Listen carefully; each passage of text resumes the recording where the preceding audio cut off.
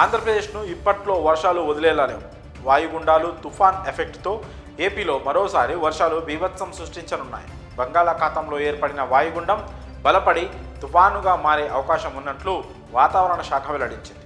ప్రస్తుతానికి అది కదులుతున్న మార్గాన్ని బట్టి పుదుచ్చేరి, చెన్నై మధ్య తీరం దాటే అవకాశం ఉందని వాతావరణ శాఖ అంచనా వేస్తోంది. ఈ తుఫానుకు ఫెంగల్ తుఫానుగా పేరు పెట్టారు. దీని ప్రభావంతో ఏపీలో అతి భారీ వర్షాలు కురుస్తాయని హెచ్చరించింది వాతావరణ శాఖ. కాగా ఇప్పటికే ఆంధ్రప్రదేశ్లో కురుస్తున్న భారీ వర్షాలు గలగలలాడిస్తున్నాయి. వాయుగుండం ఎఫెక్ట్తో పలు జిల్లాల్లో అతి భారీ వర్షాలు కురవనున్నాయి. వానల ధాటికి జనజీవనం అతలాకుతలమైపోతోంది.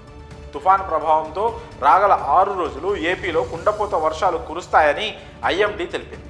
తుఫాను ప్రభావంతో ఆంధ్రప్రదేశ్లోని నెల్లూరు, ప్రకాశం, తిరుపతి, అన్నమయ్య, చిత్తూరు జిల్లాలలో భారీ నుంచి అతి భారీ వర్షాలు కురిసే అవకాశం ఉందని తెలిపింది.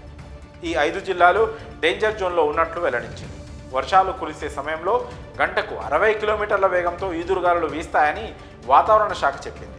ఉరుములు, మెరుపులతో కూడిన వర్షాలు దంచి కొట్టనున్నట్లు అధికారులు వెల్లడిస్తున్నారు.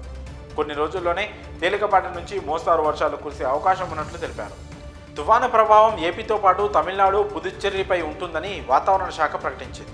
తమిళనాడును ఆనుకొని ఉన్న దక్షిణ కోస్తా, రాయలసీమపై తుఫాను ప్రభావం ఎక్కువగా ఉంటుందని తెలిపింది. మరో 48 గంటల తర్వాత ఉత్తరాంధ్రపై కూడా ఫెంగల్ తుఫాన్ ప్రభావం ఉంటుందని వాతావరణ శాఖ వెల్లడించింది. రాబోయే 48 గంటల్లో అన్నమయ్య, ప్రకాశం, చిత్తూరు, నెల్లూరు, తిరుపతి జిల్లాలలో కొన్ని చోట్ల భారీ వర్షాలు కురిసే అవకాశం ఉన్నట్లు తెలిపింది. తుఫానుగా మారిన తర్వాత 3 రోజులకు బలహీనపడి తీవ్ర వాయుగుండంగా తీరం దాటే అవకాశం ఉందని వాతావరణ శాఖ తెలిపింది. తీరం దాటినా మరో 3 రోజుల పాటు తమిళనాడు, ఏపీలోని పలు ప్రాంతాల్లో వర్షాలు కురిసే అవకాశం ఉన్నట్లు వాతావరణ శాఖ వెల్లడించింది.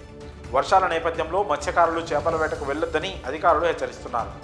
అవసరం ఉంటే తప్ప బయటకు రావద్దని సూచిస్తున్నారు. ఏపీలో అతి భారీ వర్షాల నేపథ్యంలో ప్రభుత్వ యంత్రాంగం అప్రమత్తమైంది. వర్షాల కారణంగా ఎలాంటి ఇబ్బందులు తలెత్తకుండా ముందస్తు చర్యలు చేపడుతోంది. ఆస్తి, ప్రాణ నష్టాలు జరగకుండా జాగ్రత్తలు తీసుకుంటోంది.